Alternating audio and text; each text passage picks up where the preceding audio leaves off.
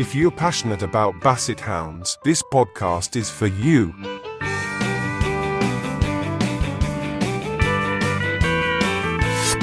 This is WOEBGON the Basset Hound podcast. I'm your host, Don Bullock. Welcome to WOEBGON the Basset Hound podcast. This is episode 1, which includes our first dog, Ruffy, and first Basset Hound, Maggie, where Basset Hounds originated, a great source for up-to-date health information for Basset Hounds, information on Basset Hound rescue, a listener's questions, and more.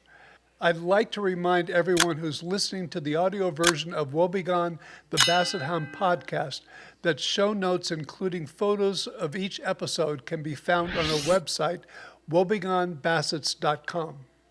Pam and I have had Basset Hounds in our home for over 45 years. In 1976, we bought our first house and moved in on our 5th anniversary, August 7th. The very next day, we were at the closest animal shelter to look for a dog. Pam had grown up with dogs, but this would be my very first. We saw all the dogs at the shelter, but fell in love with a beagle mix. According to the information supplied by the shelter staff, he was a mix of beagle and Australian shepherd. But no information as to where he came from and why he was surrendered was available. He was the size of an Australian shepherd, but looked a lot like a beagle. We named him Ruffy. I think Ruffy was less than a year old, but no specific age was provided by the shelter. Ruffy was a wonderful dog. Looking back, he was perhaps our most obedient dog. He learned quickly he couldn't enter the house from our large covered patio without permission. Ruffy was perfect for my first dog because he quickly became my devoted companion. We spent many weekends on the couch watching football and baseball games. Ruffy followed me everywhere and even often rode with me in the front of my VW Squareback whenever I made quick trips to the store. Ruffy loved playing in our large backyard. One of his favorite activities was chasing squirrels.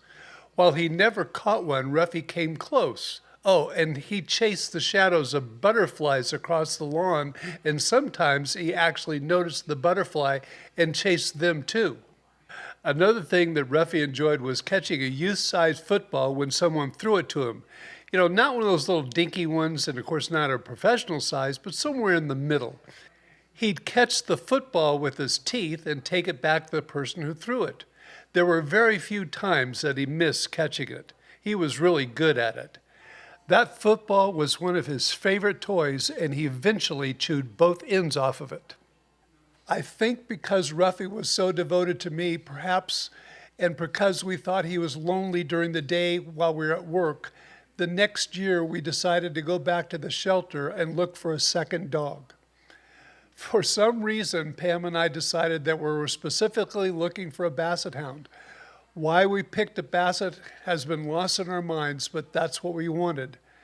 As we walked through the shelter and came almost to the end of the runs, there she was, a beautiful Basset Hound girl. The sign on her run had just her name, Maggie, and breed, Basset Hound. Pam called her name and she came running to the front of the run with her tail wagging. If Bassets can smile, Maggie did. Pam immediately decided she was ours. No one in the shelter had any idea where Maggie came from or why she was there. From what we learned later, that's very common for shelter dogs. Sometimes even if they know and have all the information, they don't share it. Knowing what we now know about Basset Hounds, we realize it was very likely that Maggie was well bred for looks. She was indeed a beautiful Basset Hound with a lot of what breeders call type: heavy bone, loose skin, and long ears. But we also learned very quickly that she had one big flaw: a very poor temperament. It was obvious that her breeder only bred for looks. This caused a lot of problems with Maggie. According to the AKC standard for Basset Hounds, in temperament it's mild, never sharp, or timid. Bassets were bred to live and hunt in packs, so mildness in their temperament was very important. Maggie definitely tended toward the sharp and harsh temperament, especially when it came to food and attention. She'd quickly pick a fight over attention and food, including treats. That type of temperament would have never been tolerated in a pack situation. For the most part, we were able to keep Maggie under control. She actually could be very sweet and got along very well with Ruffy most of the time. They played well together and enjoyed each other's company. Both of them even slept on our bed with us. It was interesting every evening as Pam and I got ready for bed.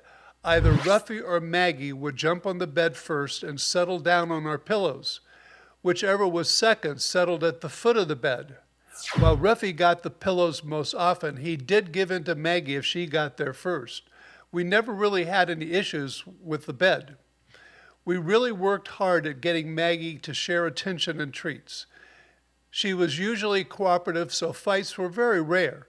Pam and I could easily see, however, why Maggie would have never been good for most homes, especially one with children.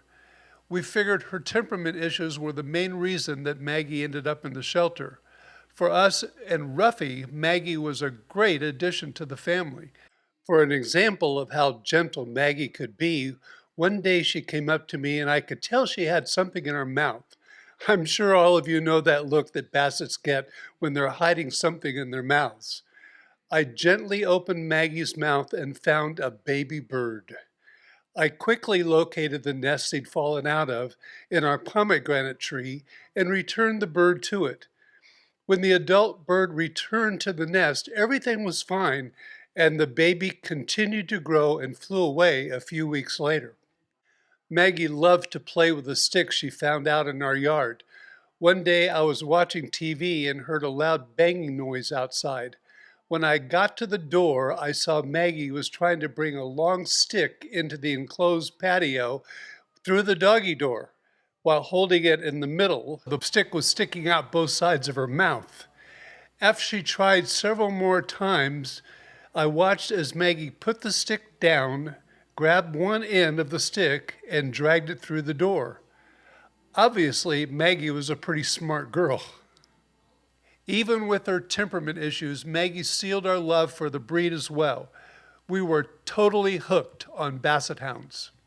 In the next episode, I'll tell the story of our second Basset Hound, Lucy. She was our pet store dog. Yes, I know today that's not a good idea, but back then, the general public, including us, didn't know that.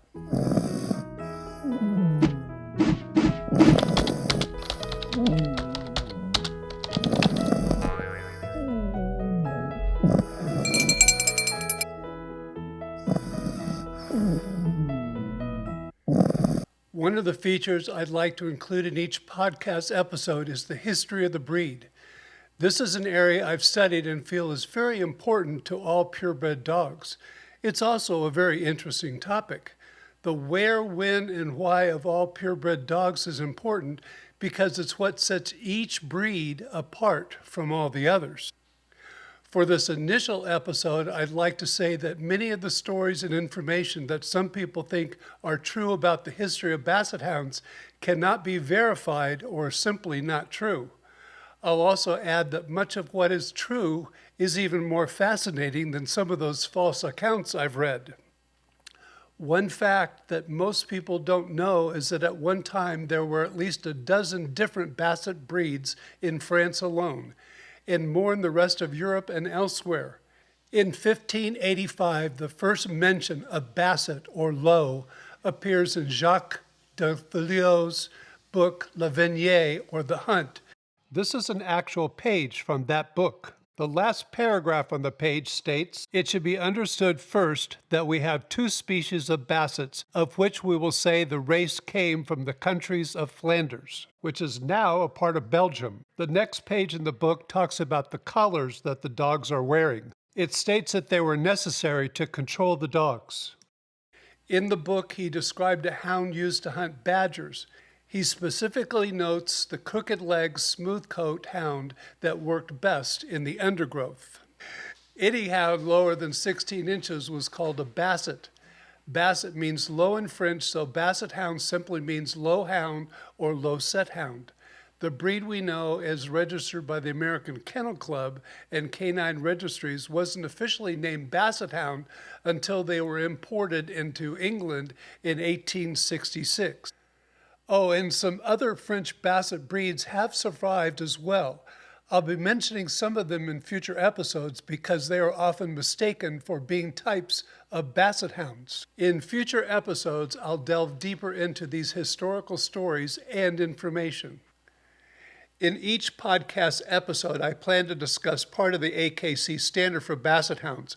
It's a written description that sets them apart from all other breeds of dogs, especially other low-to-the-ground breeds. While I realize that many, especially those of you who have rescued a Basset, may not think the AKC standard is important, in my opinion, this is information that all Basset Hound owners should be aware of as it relates to their Basset. I also know that many of you who have rescued a Basset Hound eventually consider getting a well-bred Basset sometime in your lives. Knowing the standard will help you make a good choice of breeder and puppy. In my opinion, all Basset Hound breeders should breed towards the Basset Hound standard that is recognized by the dominant registry in their country. In the United States, that's the American Kennel Club, or the AKC. In most of Europe and much of the world, the recognized kennel club is the FCI. And in much of the United Kingdom, they have the Kennel Club standard. Canada, our neighbor to the north, has its own breed standards, but again, all of these standards are very similar, especially for Basset Hounds. As I'll discuss in future episodes, the FCI standard and the Kennel Club standard are the same because the origin of the Basset Hound breed is considered to be England, not France. That last fact is part of a segment of podcast I'll call Standard Myths. These are things that people think are part of the standard of our breed, but actually aren't. While this myth isn't actually part of the Basset Hound standards, it's still somewhat connected to them. The reason the FCI recognizes the Kennel Club standard is it goes back to the big history of Basset Hounds.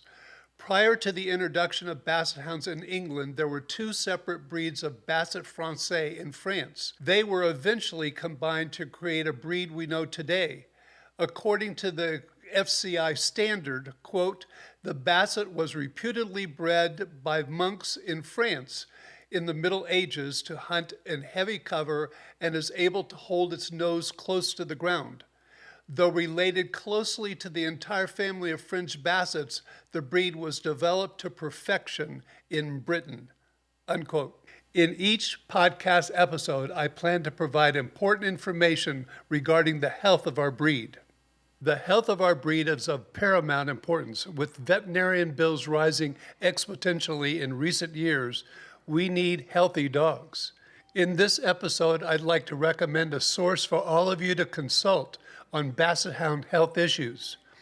I'm often amazed at what I read on some websites and books about the health issues of our breed. The Basset Hound Club of America has recently conducted extensive research regarding the health of Basset Hounds and has established a source for information on their website.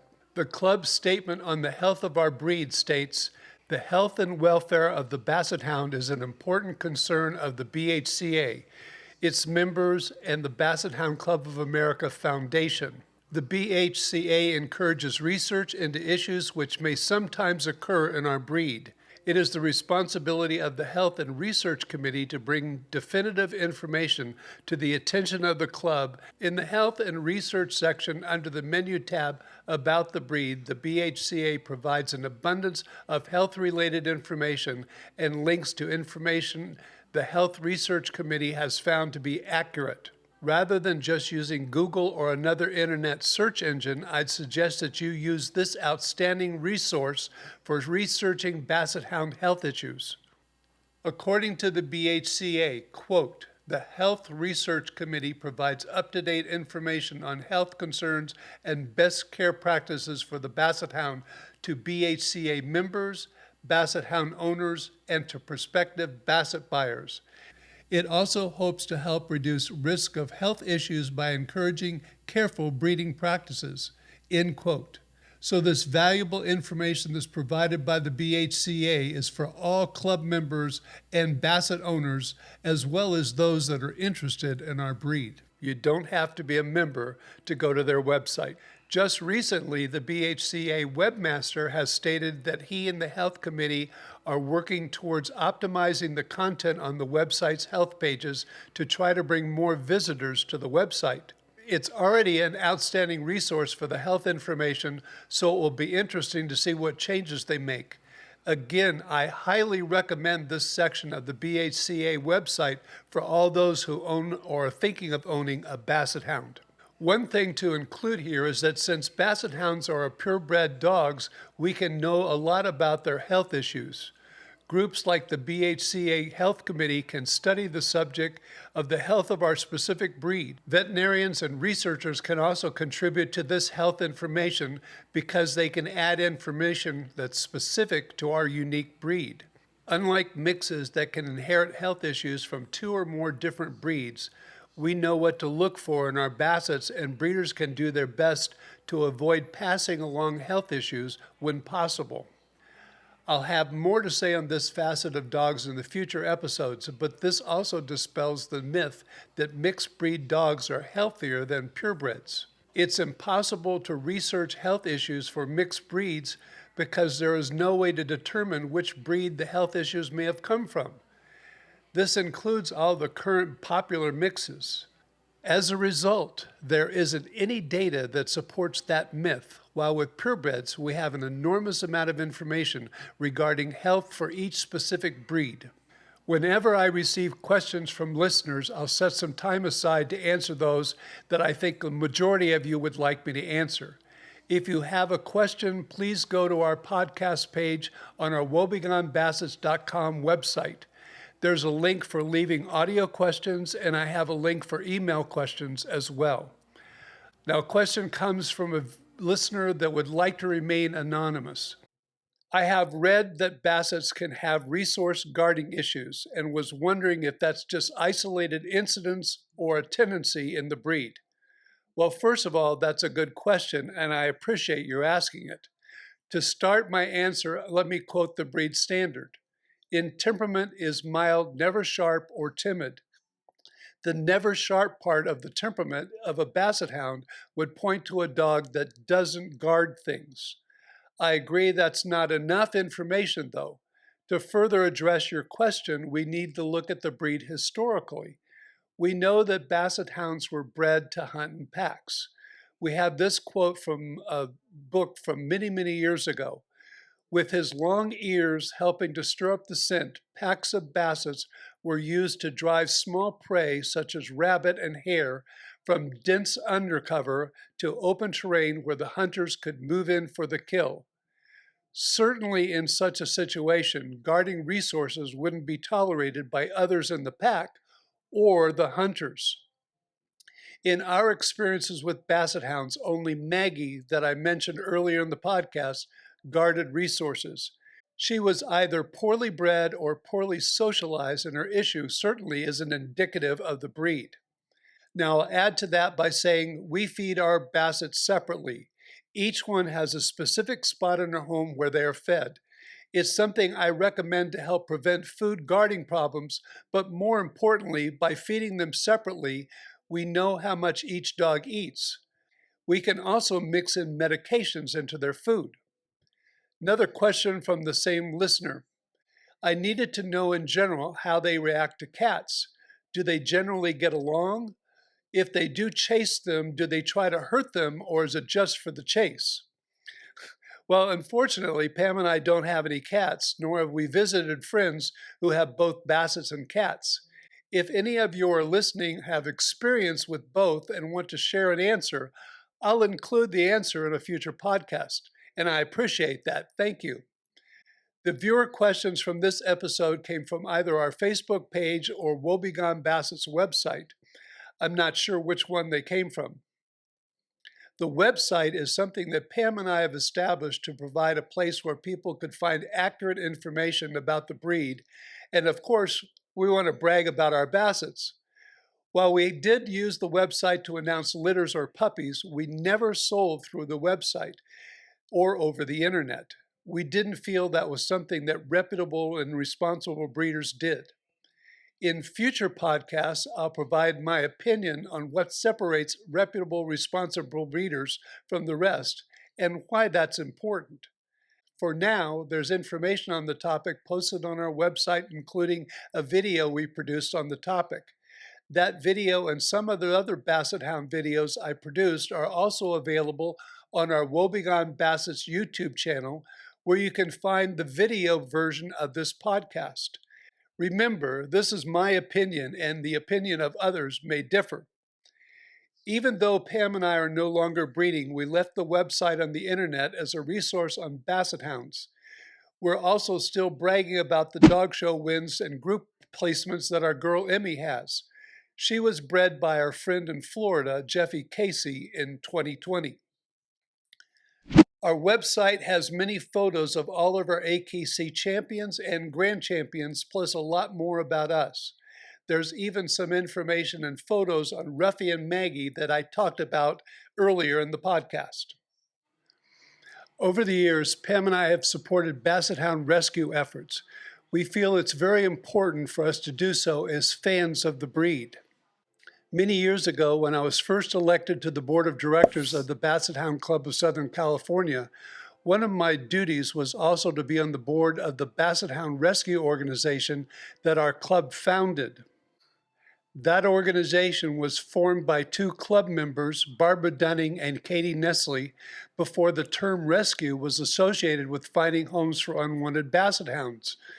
These two Basset Hound breeders worked hard to find homes for unwanted Bassets. Fairly soon after they started their work, the club founded an official rescue organization sponsored by and operated by the club, with the club officers serving as the organization's board of directors. Sometime during my term on the board of directors, at the request of the volunteers who were conducting rescue efforts at the time, the board voted to allow the rescue group to become an independent from the club. The club, however, still contributed to their rescue efforts. Pam and I also have personally helped support rescue organizations. Just recently, we received a package from Don Smith out of Daphneland and Basset Rescue Network, or Barney. The package contained an umbrella that Daphneland was using for a fundraiser. When I sent Dawn a message thanking her for the unexpected gift, she responded, "After sponsoring a dog run at Daphneland for more than 20 years, I thought you deserved one." For those of you who are unfamiliar with this kind of donation, it's $100 per month to have a sign with our names attached to the dog run gate. It's one of the very first checks that Pam writes every month. Yes, we quickly did the math and were amazed at the total. I'll let you figure it out for yourself if you're interested. We've found this to be a very great way to support the rescue and rehabilitation efforts out of Daphneland. Of course, we provided other help over the years. When Pam and I moved after we retired, we decided to pare down our Basset Hound collection of different items and donated a lot of things we didn't want to move to Barney and Daphneland. I know they made a lot of money on the raffle baskets containing many of those items, and some were auctioned off too, a few at high prices. We're still sponsoring the dog run and making additional donations to rescue. Both of us are very instrumental in the Basset Hound Club of Southern California's rescue efforts as well. The club donates a lot of money to Daphneland. Something I'd suggest you look into is AKC TV. The American Kennel Club has created its own online streaming service that's free to everyone. It covers a lot of information related to dogs and activities that people can do with their dogs. One series on AKC TV's site is called Good Dog TV. They already have 26 episodes for 2023 alone, and they're all well produced. The subjects vary, but you can easily pick and choose the episodes that you'd like to watch. Check it out. My special thanks to the listener who sent me the questions for this initial podcast episode. I hope to make this an important part of future episodes of this podcast. If you want to know something about Basset Hounds, please don't hesitate to ask. Remember to go to the podcast section on our WOEBGONBassets.com website to submit your question. You can either submit it by recording an audio version or simply sending an email question. I hope you enjoyed learning about my first dog, Ruffy, and our first Basset, Maggie. I have a lot more stories to tell you about our dogs. In each episode, I'd like to share a quote about dogs. I couldn't have found one more appropriate for this episode than this one by Caroline Knapp. Before you get a dog, you can't quite imagine what living with one might be like. Afterwards, you can't imagine living any other way. I certainly can't imagine what it would be like without our Basset Hounds. For those of you watching the YouTube version of this podcast, this is our girl, Joy. Joy was a wonderful girl. She was from our very first litter.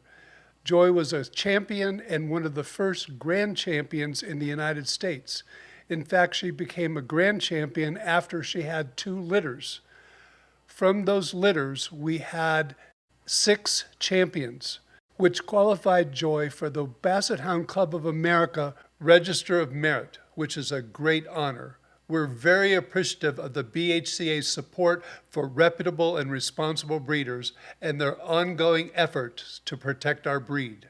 I do, however, encourage all Basset Hound owners and lovers to support the BHCA by joining and becoming active in their efforts to preserve our wonderful breed. Show notes for this episode are on the website, along with photos that were included in the YouTube version of this podcast. In episode 2 of WOEBGON the Basset Hound podcast, I'll be sharing our one and only pet store Basset, Lucy, the differences between European and American Bassets, a recently discovered serious health issue in Basset Hounds, a good example of inaccurate information that I found recently on the internet, and more. Remember to like this podcast on YouTube and give it a positive ranking wherever you listen to podcasts. If you have friends who either love or have Bassets, let them know about WOEBGON the Basset Hound podcast. And thank you all very much for listening. WOEBGON the Basset Hound podcast is published in visual form on YouTube the first Monday of every month. A full-length audio version of each episode is published 1 week later wherever you listen to podcasts. Check out our WOEBGON Basset's website for show notes including photos from every episode. You can also find links to the podcast plus information on Don and his wife Pam plus their Basset Hounds. WOEBGON the Basset Hound podcast is produced, researched, and hosted by Don Bullock. The music is Do Your Ears Hang Low played by Nasrality from the Philippines. It's available royalty-free on Pixabay. Please give this podcast a thumbs up on YouTube and a high rating wherever you listen to podcasts.